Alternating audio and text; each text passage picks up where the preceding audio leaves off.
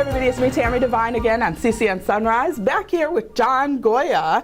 John, we talked about Trump and how he's doing and how Latinos feel about him.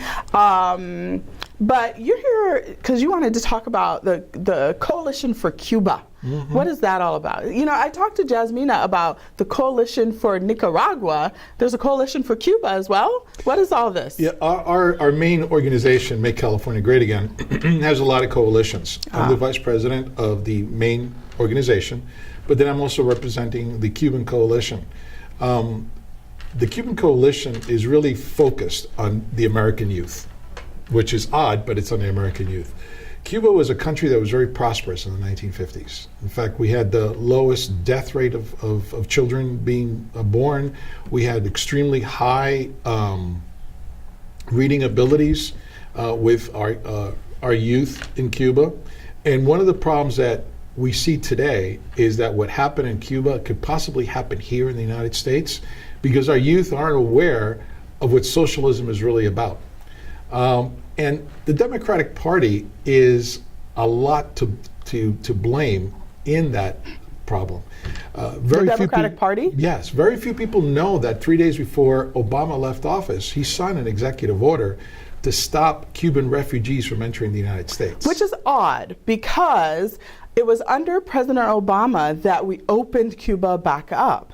I think a lot of conservatives were concerned about that, but there were a lot of people on the left who were very excited about it. There were people in Congress who were actually even going to Cuba, and Beyonce and Jay-Z went to Cuba. I don't know how that all happened politically, but it did. So that's odd to think that President Obama would have stopped refugees from coming here. Well, what he said was that he felt that there was a drain on the Cuban population of their musicians, of their artists, of their doctors that were trying, whenever they went to another country, they would end up asking for asylum in American embassies. And of course, because of the treaty that we had with Kennedy and Nikita Khrushchev, they were allowed to come in through the special program that goes back to the 60s. But yeah, he stopped it because he felt that his poor friends, the Castro brothers, didn't want to be drained of brain power anymore, so he actually stopped it. Yet the media never touched upon that. And the opening of the Cuban relations, the only ones that are making money is the Cuban military and the Cuban echelons, because the people aren't. What do you think would happen if President Trump used that same, that thought process, I guess, that there's a drain on the Mexican economy and in Mexico to allow so many people to come here? What do you think would happen if he touted that line? The media would go ballistic. The protests in the streets from the Democrats would be horrific. Yet what I find funny is that Americans, Canadians, people from all over the industrial world go to Mexico and spend $300,000, $400,000, $500,000 on homes there. So Mexico is a great country, except that the government of Mexico, and now God help them with the new president, is the problem. And what they're trying to do is they're getting rid of as many people that they can to the United States so they don't have to support them. Yeah, that's amazing with the new Cuban president. I can't imagine a president telling their people, go, get out of our country. Yeah, because I just can't imagine that. You want to keep your people. Yeah. And you'd want to keep, but what socialists do is they want as few people in their country, Cuba, Venezuela, Nicaragua, they want as few people in their country so they can control the country. And also, we can talk Mexico another time. I want to stay on Cuba. How is it going with, it's not Raul anymore. No, there's a new president who's 58 years old. He was born under the revolution. But honestly, he's just a figurehead. Raul is still the commander-in-chief of the army. And he's the one who really makes the decisions. Do they have issues with the drug cartels like Mexico? Oh yeah, they do. But the difference is that they actually help the drug cartels in Cuba. Out in the open. Yeah, they're open openly. about it? Yeah, of course they say, oh no, we're not.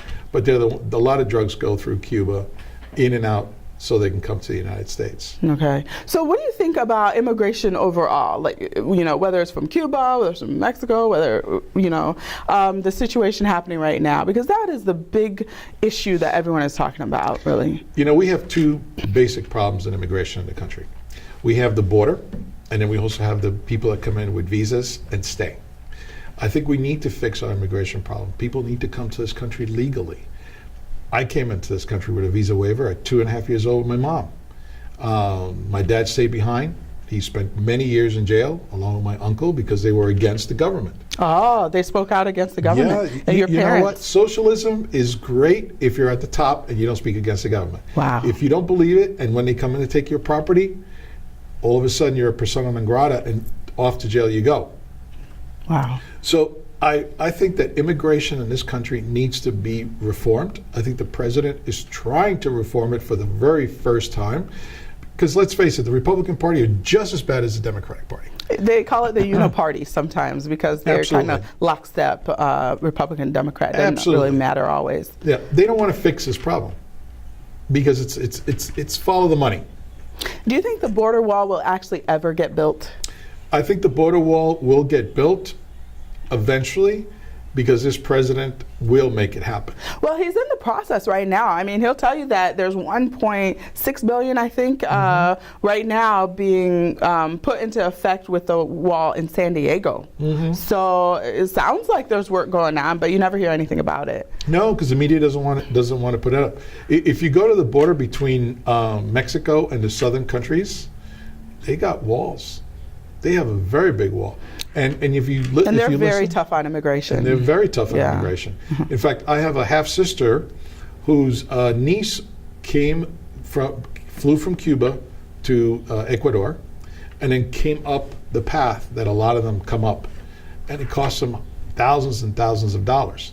When they got to Mexico, they got caught, got put in jail for 30 days, and then from Mexico City got sent back to Cuba. Wow. So they have very tough laws. You know what? I would love to have the United States immigration laws copy the Mexican immigration laws. And then I'd like to hear the Republicans say, we're just copying the Mexican laws. And then I want to see what the Democrats have to say. Very interesting. All right. Well, maybe we'll hear some of that in the comments once we get this posted and we run it. Thank you so much for coming and talking to me as usual. Thank you. How do you want people to connect with you?